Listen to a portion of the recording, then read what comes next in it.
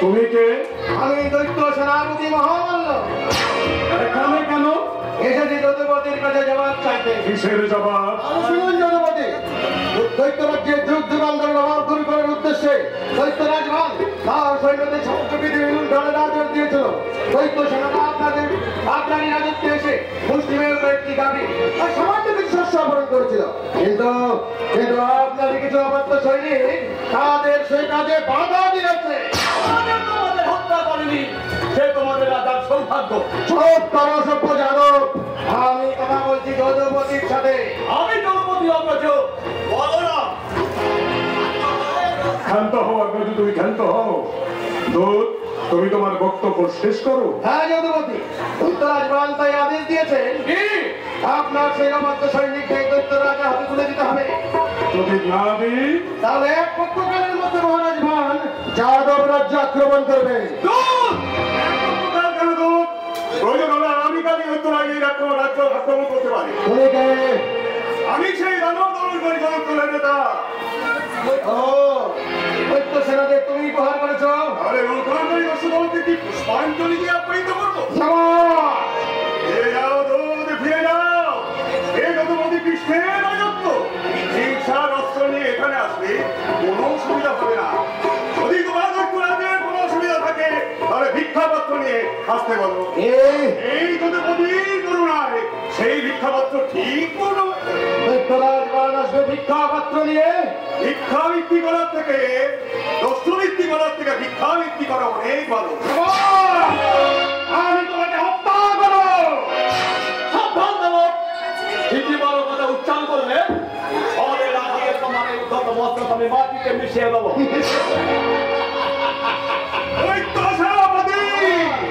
দৈত্য সেনাপতি মহামাল্য ভয় করবে ওই তোমার এই সামান্য মৃত্তিকা আকর্ষণকারী হল।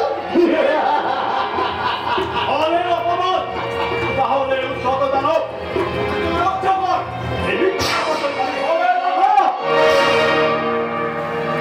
শান্ত হোক। উৎপলনে কি বুঝবে ফলের মহিমা? অপমান, নিদারুণ অপমান। যদুপতি আখির স্মরণে মানেশ্বর ভান এই অপমান করুন না সহিবে। যৌথ কার্যে উত্তেজনা না হয় সফল আমি করিব। দানব বিতুষ্ট দানব ঈশ্বরের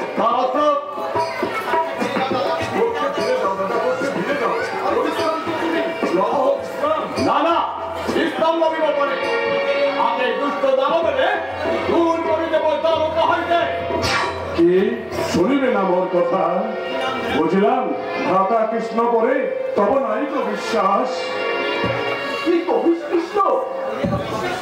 তোরে অবিশ্বাস? হ্যাঁ, কপাল চিরদিন ছিলে তুমি মোর পাশে। বৃন্দাবনে ছিনু যাবে গোচরণে ভাতি।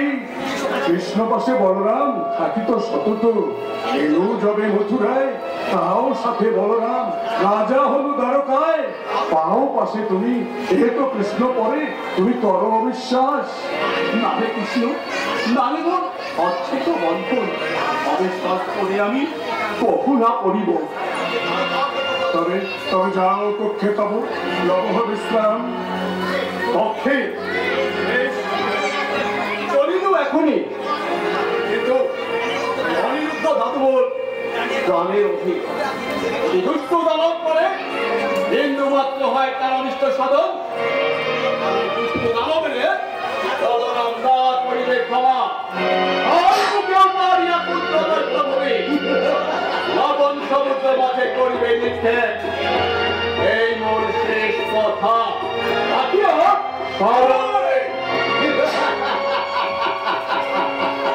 ভালোধারী শেষ কথা করে নে সবল। এরে বলো যদুপতি শেষ কথা কিবা? অনিরুদ্ধ যাবে দৈত্য করে। হ্যাঁ বৎস, দৈত্যপতির দাবি আমি করিব পূরণ। সপ্তাহান্তে নিজ হস্তে সজাই তোমায় পাঠাইয়া দিব দৈত্যপতি কাছে। কি কবিচ ন্যায় নিষ্ঠা না তুমি বিচারে পণ্ডিত? বলো বলো, কি করিয়াছে আমি এই রাজ্যের ফলে চলে সত্যপতির কি নাহি জানি আমি শুধু জানি দৈত্যপতির কাছে তুমি অবশ্যই করিবে গমন। কৃষ্ণ কৃষ্ণ কব মিথ্যা নাই বলে। চলিল আমি সৌবার্তা পৌঁছে দিতে দৈত্যপতির কাছে।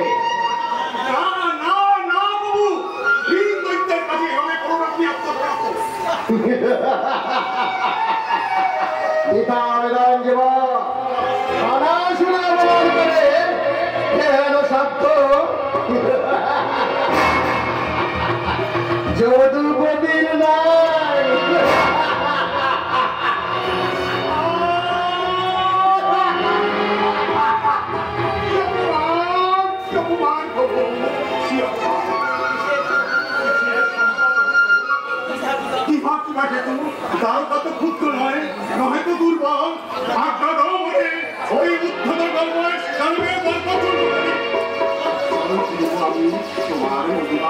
শান্ত হও বলমাত্র।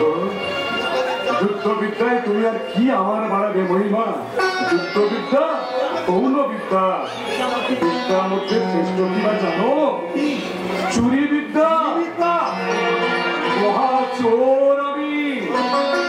শৈশবে করিনি চুরি মাতার নবনী, কৈশোরে লুকুরেছি গোপিনী বসন, যৌবনে রমণী মন হরিনাম কত।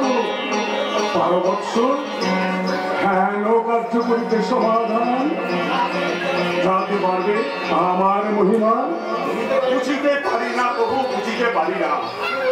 আমি বলি শোনো, নারী রত্ন হরিবার সুবর্ণ সুযোগ এসেছে সম্মুখে পাবো।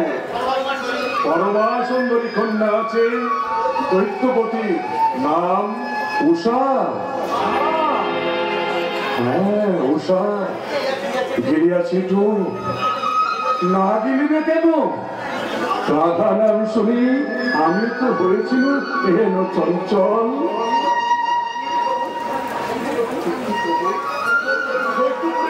চারিদিকে তো অসহ্য বিবাদী, এহেন কর্ম কিভাবে হইবে সম্ভব? হইবে সম্ভব হইবে। রমণী হরণ কার্যে ভুবন খ্যাতি আমার পৌত্র তুমি, আমার রক্ত তোমার ধমনীতে। আমি শুধু তোমাকে শিক্ষা দিব কেমন হইতে হবে রমণীর মন। কি বৎস, পারিবে না তুমি? পারিব তবু যদি ভাই তোমার আশীর্বাদ, নিশ্চয়ই করিব তোমার অভীষ্ট পূরণ।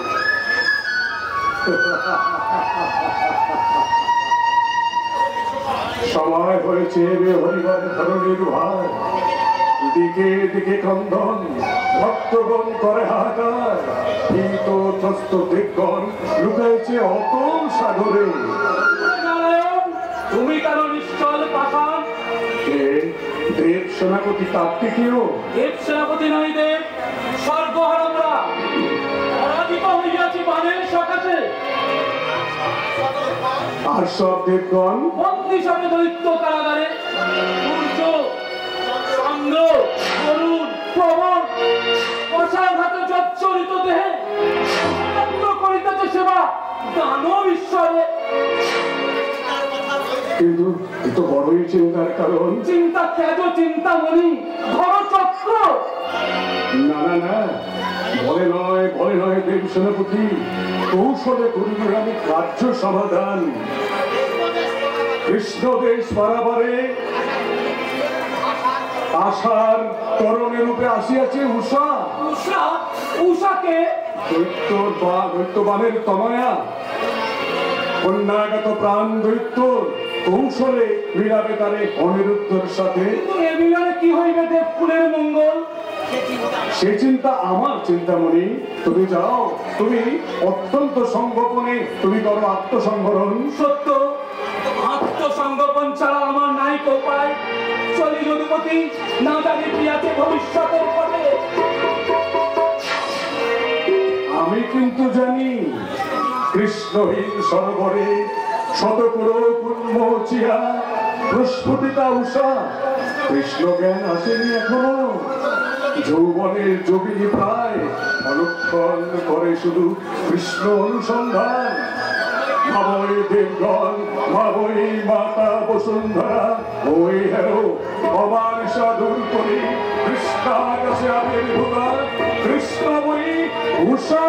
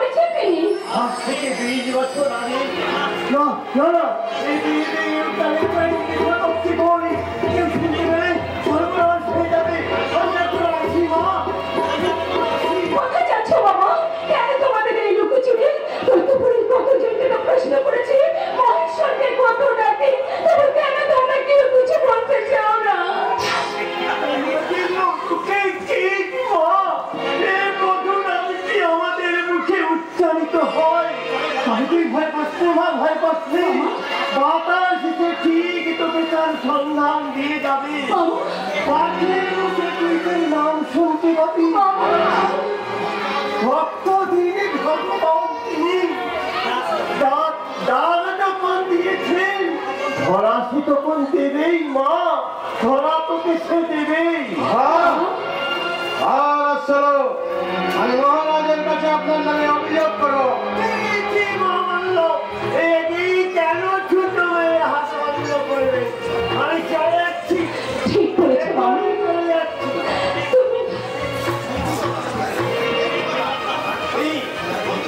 এই কথা আপনারা জানার চেষ্টা করি। লম্ব লম্ব করুন না কেন?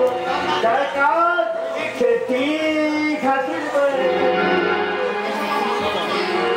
এসো বাবা, তুমি ঠিক বলেছো। আমি প্রতীক্ষা করে থাকবো। ওই নদীর ওই আকাশের দিকে চেয়েছি আমি তাকে খুঁজবো। ওই শ্যামল সমুদ্রে চলে এই সবুজ বনের মাঝে আমি ঠিক তাকে খুঁজে পাবো। রাজকুমারী মানে কি? আচ্ছা তুমি সেনাপতি মশাই নমস্কার। মাদের কথায় আপনি কর্ণপাত করবেন না রাজকুমারী। আপনাকে সুখী করবার জন্য মহারাজের চেষ্টা করে তুলে তারই জন্যে আজ আপনি সর্বশাস্ত্রে বিশাল হয়ে উঠেছে। শাস্ত্র তো আমি আর পাঠ করি না সেনাপতি মশাই। কেন রাজকুমারী কেন? পণ্ডিত মশাই তো আমি আগেই ফিরিয়ে দিয়েছি। কেন রাজকুমারী? এই কথা শুনে মহারাজ উদ্বিগ্ন হয়ে আমাকে আপনার কাছে পাঠালেন। আপনি ফিরে যান। নির্ধার নামে আবর্জনা স্তূপ আমি গ্রহণ করবো না। রাজকুমারী কি বলছে? বিদ্যা আবর্জনা? হ্যাঁ, ওতে শুধু অহংকার বাড়ে। আমি জানতে চাই তাই দৈত্যপুরীর কোন শাস্ত্রে লেখা নেই, তাই তো ওই শাস্ত্র আমি আর গ্রহণ করবো না। রাজকুমারী এই কথা শুনে মহারাজ রুষ্ট হবে। তাকে দুষ্ট করতে আমি অক্ষম। আপনার বক্তব্য আমি মহারাজকে জানাবো, কিন্তু তার পূর্বে আপনার প্রতি মহারাজের নির্দেশগুলো শুনে রাখো। কি নির্দেশ দিয়েছেন পিতা? আজ থেকে আপনাকে দৈত্য শাস্ত্র শিক্ষা দিতে পণ্ডিত মশাই আমার এই উদ্যানেই আসবে। আশা করি তাকে ফিরিয়ে দিয়ে মহারাজের অসম্মান আপনি করবেন না। আর আপনারা যতদিন না পর্যন্ত এই সভার আয়োজন হয় ততদিন পর্যন্ত মহারাজের নিযুক্ত চিরপুরি চিত্রলেখা আপনারই সহযোগী হয়ে এই উদ্যানেই থাকবেন। এটাই মহারাজের শেষ আদেশ। সেনাপতি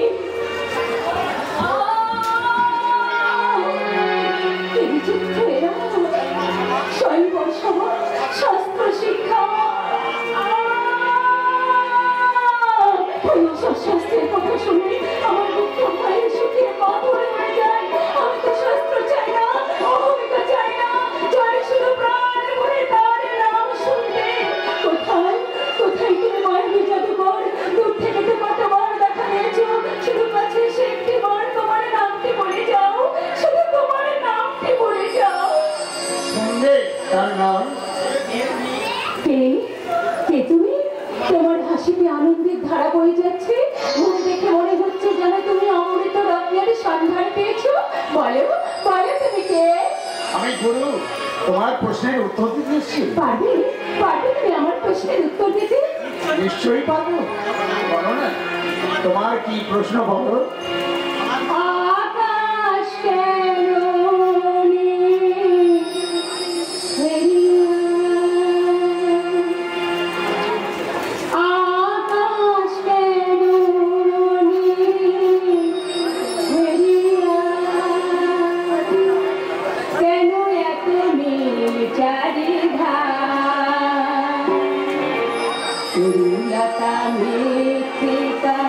নদী জল ফুল ফল সবই হলো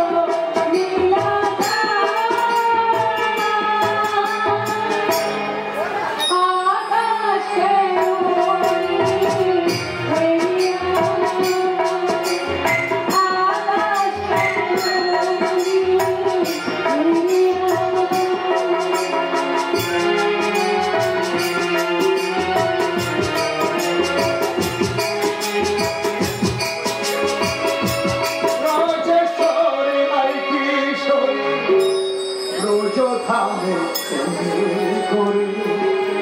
প্রচেশ্বরী নাই কিশোরী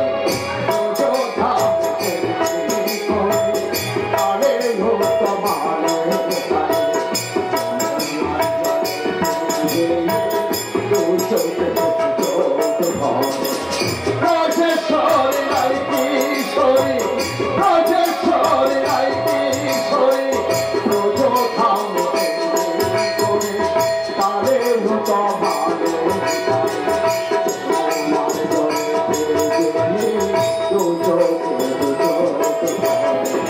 রাজেশ্বরী নাই কিশোরী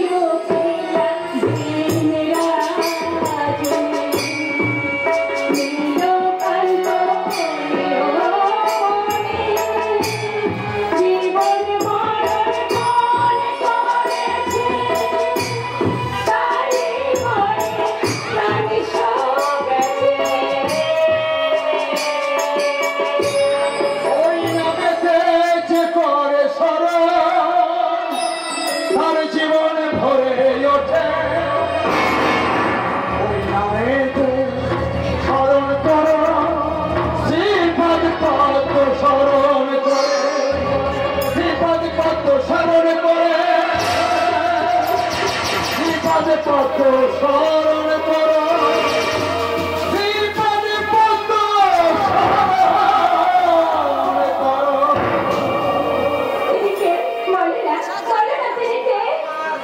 এই চোখের জ্ঞান জ্ঞানের জ্ঞান প্রাণের প্রাণধা এই দেখো তাকে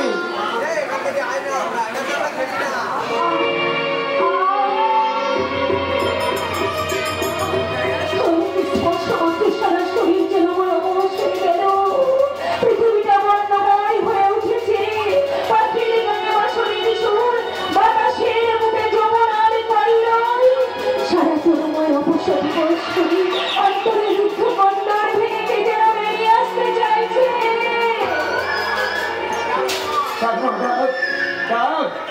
রক্ত মাংসের মানুষ হলেও তোর ভাঙা কপালে এসে দেখা দেবে মা দেখা দেবে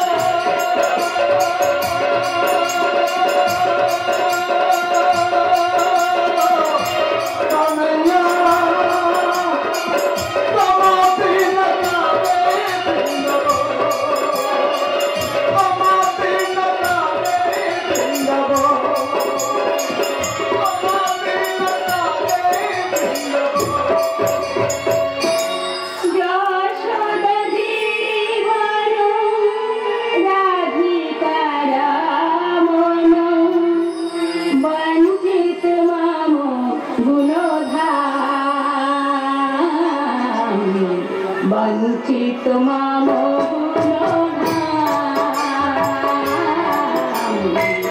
বঞ্চিত মাম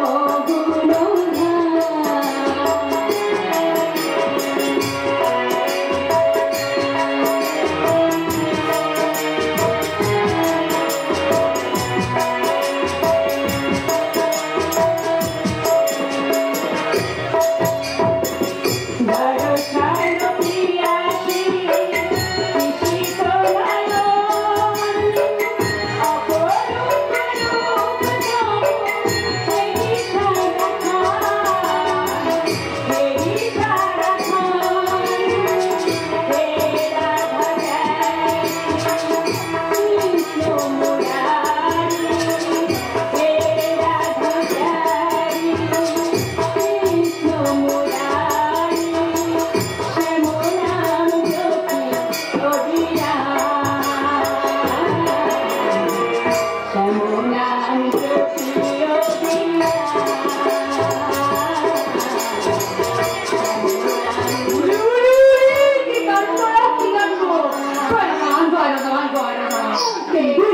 বাকি ঘরে ঘটে বসা উষা উষা এসব কি ৬০ বছর ভক্তি কে আপনি?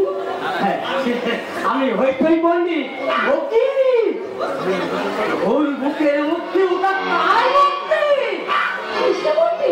কৃষ্ণমূর্তি ভয় রাধবান ভয় রাধবান ভয় রাধবান নাম শুনে তার দিকে অন্ধকার দেখি ওসব ঠাকুর পুকুরের মূর্তি ঘরে রাখতে নেই মা আমার কাছে আমি আমি আপনাকে চলে দিয়ে আসি কৃষ্ণমূর্তি কি বলছেন? ছি ছি ছি ছি আচার্য দেব, এই কৃষ্ণমূর্তি নিয়ে আস্তে করে ফেলে দেব? বলে কি ঘরে সাজাই রেখে পূজা করবি ভেবেছি সাজা তো ফেলে মূর্তি মরা শুনে তখন নাশ হবে আমি নিজের বাবাকে সব বুঝিয়ে বলবো। আমার প্রাণটা তাহলে যাবে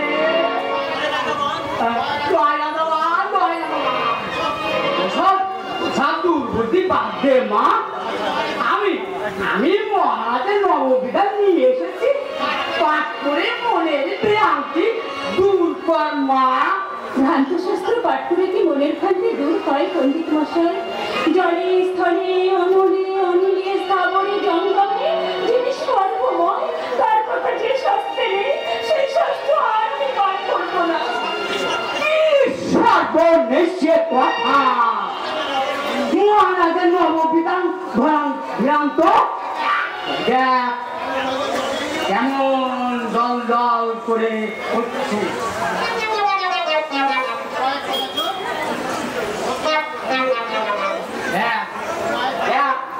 কেমন দল করে উপরে লেখা রয়েছে কয় কথা তো সত্য কথা বলিবে কয় ফল দেব পূজা পাপ এসব কথা কি কখনো ভ্রান্তি হতে পারে মা কয়ে কৃষ্ণায় নমঃ। বুঝেছি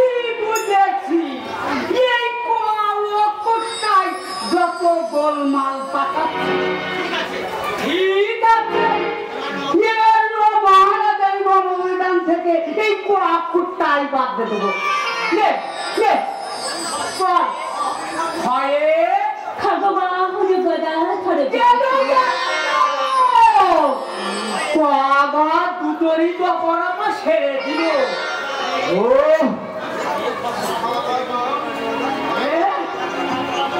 ভয়ে খোয়ার বাবু